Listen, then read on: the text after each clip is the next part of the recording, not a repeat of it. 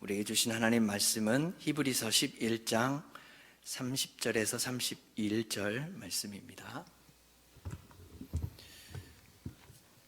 우리 한 목소리로 읽겠습니다. 시작. 믿음으로 7일 동안 여리고를 도니 성이 무너졌으며 믿음으로 기생 라합은 정탐꾼을 평안히 영접하였으므로 순종하지 아니한 자와 함께 멸망하지 아니하였도다. 아멘.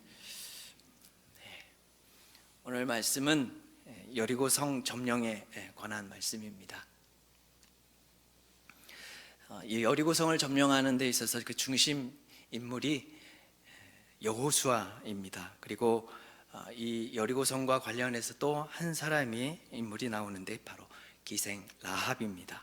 오늘 이 두 사람의 믿음에 대해서 함께 은혜를 나누고자 합니다. 먼저는 여호수아의 믿음입니다. 첫 번째로는 여호수아의 믿음은 기다리는 믿음이 있습니다. 당시 여리고 성은 엄청나게 크고 강한 견고한 성읍이었습니다. 군사력도 엄청나게 막강했습니다. 그래서 이스라엘의 힘으로 점령하기에는 정말 불가능한 그런 성입니다. 그런데 하나님께서 이상한 전략을 하나 들고 나오셨죠.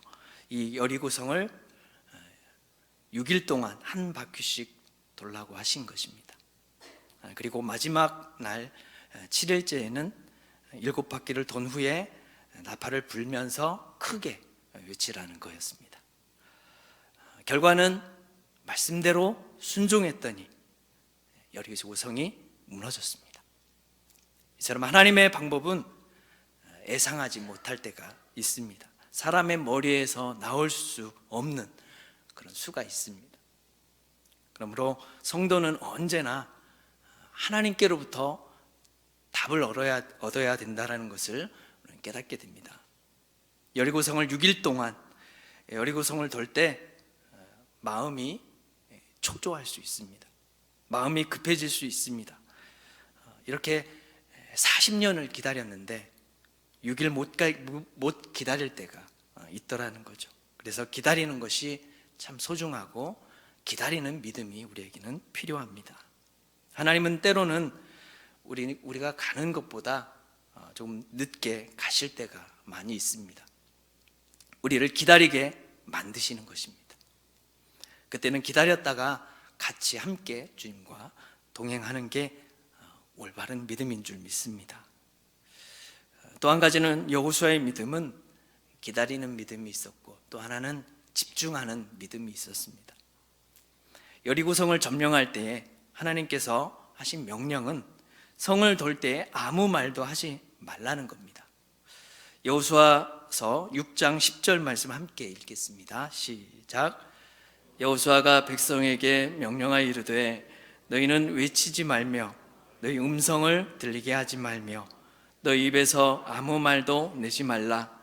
그리하다가 내가 너희에게 명령하여 외치라 하는 날에 외칠지니라.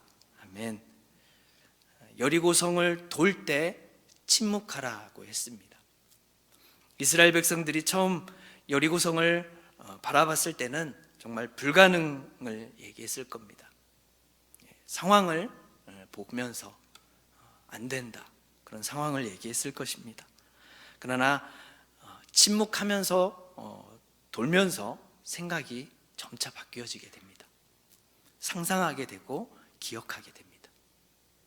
물론 처음에는 다 그렇습니다. 불평할 수 있고 또 안 되고 그런 불평하는 이유들을 떠올릴 수가 있습니다. 그런데 언제나 하나님의 자녀들의 생각은 끝이 하나님의 것이라는 것입니다. 환경을 보면 불가능합니다. 환경을 보면 안 되고 처음에는 낙심되지만 불가능하고 안 된다는 것이니까 또 하나님밖에 없다. 결론은 나중에는 이렇게 바뀌는 겁니다. 하나님이 하셔야 한다. 자꾸 그런 생각이 들어집니다. 하나님께 집중하게 다시 되는 겁니다. 이스라엘 백성들은 하나님께서 분명히 이 여리고성을 넘겨주시겠다라고 약속을 들었기 때문입니다. 그러면서 기대하는 그런 마음이 생겼을 것 같습니다.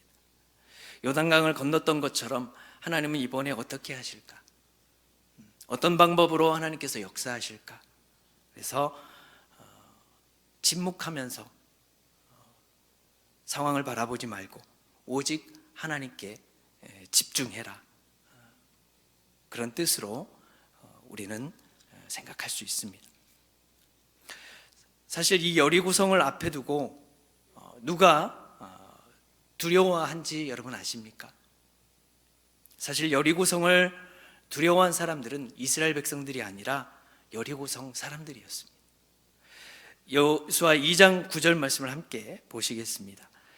말하되 여호와께서 이 땅을 너희에게 주신 줄을 내가 아노라.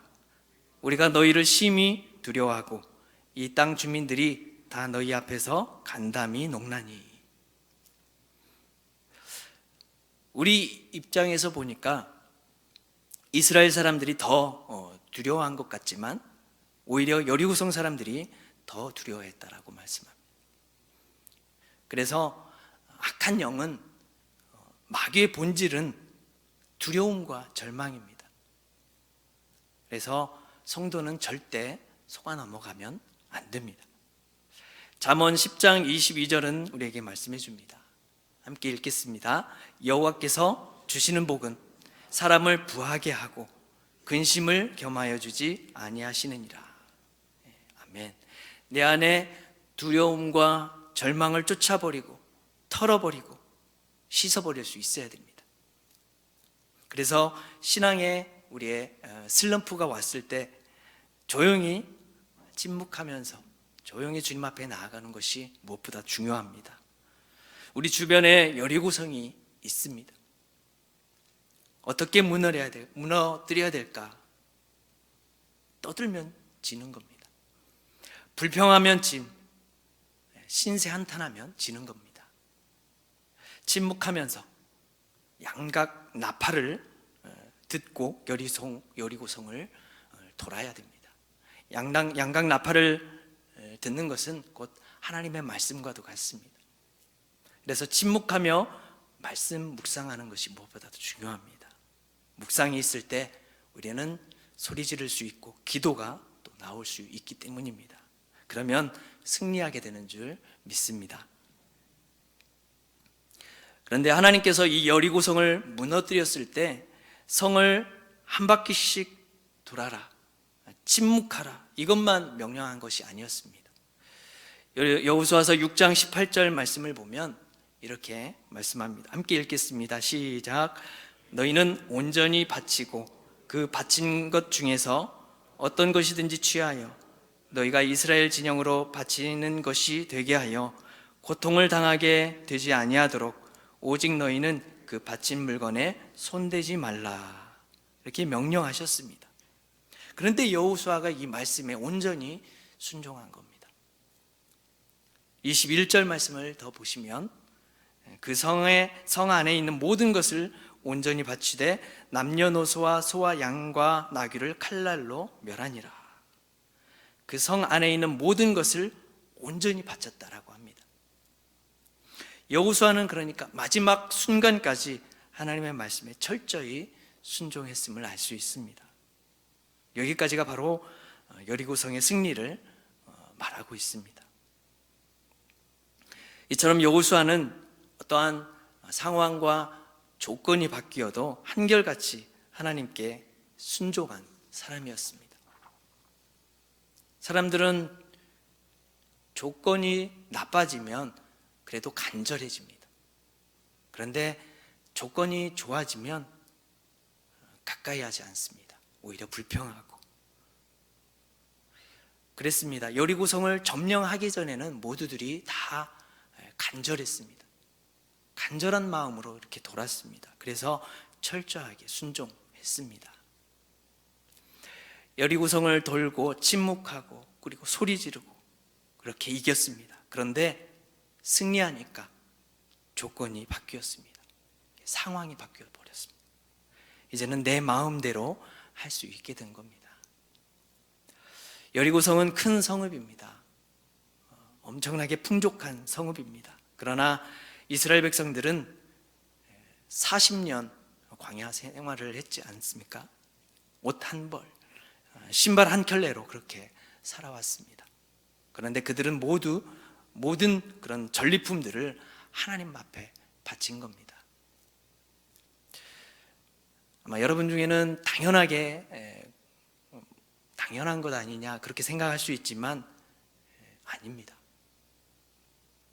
여러분께서 한번 생각해 보시기 바랍니다. 전주에서 어떤 백화점의 본점을 여러분이 장악했다라고 생각해 보십시오.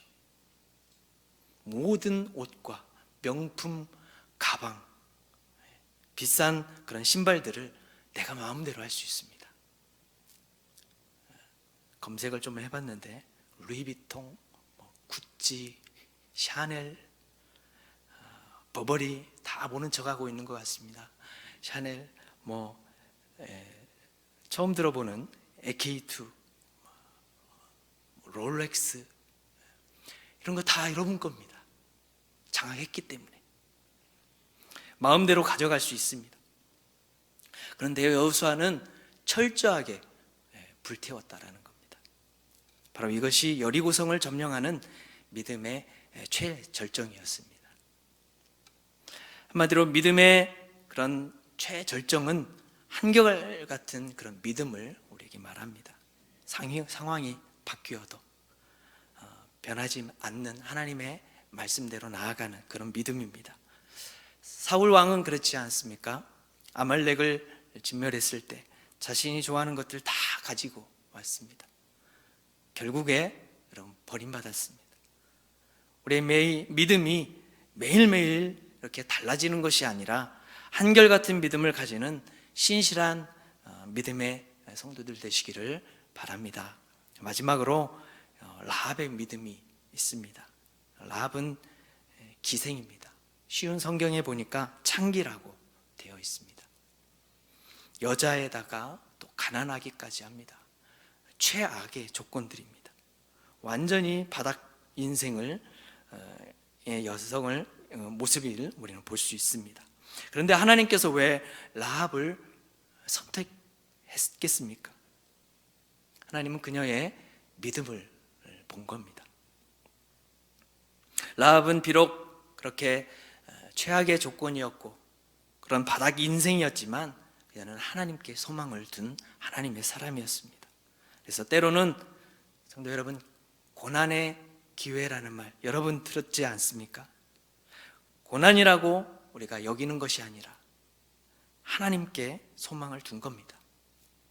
그래서 때론 우리가 이렇게 라합이 구원의 은혜를 받게 된 그 놀라운 은혜 가운데 하나님은 그 믿음 안에서 또 우리에게 같은 길을 걷게 하시고 계십니다.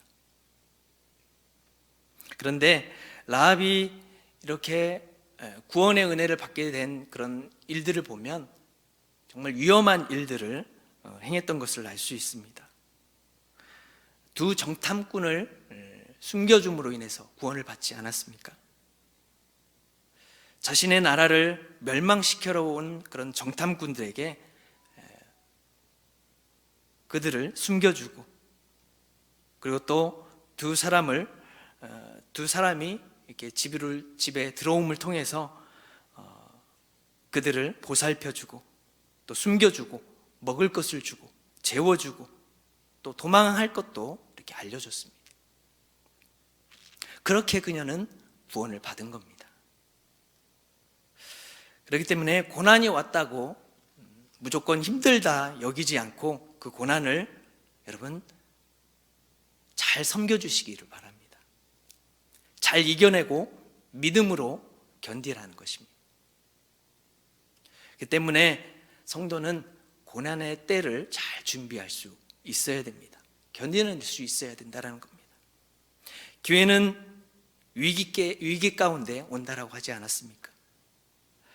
라합이 이렇게 정탐꾼들을 숨겨줄 수 있었던 것은 이렇게 갑작스럽게 된 일이 아니라는 겁니다. 오히려 그녀는 준비하였습니다. 라합은 그 직업이 여관이었습니다. 여관을 운영했습니다. 그렇기 때문에 많은 소문을 들었습니다. 정탐꾼들이 들어왔다는 것도 들었습니다. 그때 그는 그들이 들어오면 숨겨줘야지, 어떻게 해야 될지 준비하고 있었습니다. 어떻게 그럴 수 있습니까? 하나님께 대한 믿음이 있었기 때문입니다. 여호수아 2장을 보면, 여호수아서 2장을 보면 그는 홍해가 갈라졌다는 소식을 들었다라고 얘기했습니다. 또 요단 동편을 차지하고 있는 바산 왕과 시온 왕을 무찔렀다라고 이렇게 들었습니다. 다 오래전 이야기입니다. 20년, 30년 그 전의 일입니다. 이렇게 그런 말들을 듣고 또 듣다 보니 믿음이 생기게 된 것입니다. 소문으로 들은 것이 믿음으로 쌓이게 됩니다. 말씀을 듣고 쌓다 보면 이처럼 믿음이 생기게 되는 겁니다. 믿음이 생기게 되면 어떻게 됩니까? 결론은 믿음으로 또 준비하게 됩니다. 성도 여러분, 오늘 우리는 라합처럼, 오늘 여호수아처럼 믿음으로 우리가 살아가야 되는 줄 믿습니다. 살 길은 이런 상황 속에 있는 것이 아니라 하나님께 있기 때문입니다. 하나님께 소망을 두는 것입니다. 우리는 사람은 바뀌어도 우리를 인도하시는 하나님을 바라보면서 매 삶 가운데 주님과 동행하는 믿음의 삶을 살아가는 저와 여러분이 되시기를 축복합니다. 기도하시겠습니다. 하나님, 늘 변함없는 믿음으로 주님을 바라볼 수 있는 우리에게 믿음을 허락하여 주시옵소서. 주님을 기다리며 기도하며 주님 앞에 나아갈 수 있도록 주님 도와주시옵소서. 우리에게 주를 신뢰하는 믿음이 있기에 두려움 없이 또 욕심 없이 오직 주님 말씀으로 감사히 여기며 우리가 기쁘게 살아가게 되는 줄 믿습니다. 우리의 삶 가운데 철저하게 주님의 말씀으로 채워지게 하여 주시고 이 세상의 유혹들을 물리치는 믿음이 있게 하여 주시옵소서. 또한 우리가 살아가는 이 세상에 많은 고난의 역경들이 있습니다. 그 역경 가운데, 고난 가운데 주님 함께 계시는 줄 믿습니다. 그 수많은 역경과 난관들 속에서 하나님께서 하나하나 풀어갈 수 있는 주님 은혜를 허락하여 주시고 그 은혜 가운데 주님을 바라보는 우리가 주님을 바라보는 믿음의 눈이 열리게 하여 주시옵소서. 믿음 안에서 고난의 때를 준비케 하시고 믿음으로 이겨내는 승리하는 복된 하나님의 자녀들 될 수 있도록 주님 은혜 베풀어 주시옵소서. 예수님의 이름으로 기도드리옵나이다. 아멘.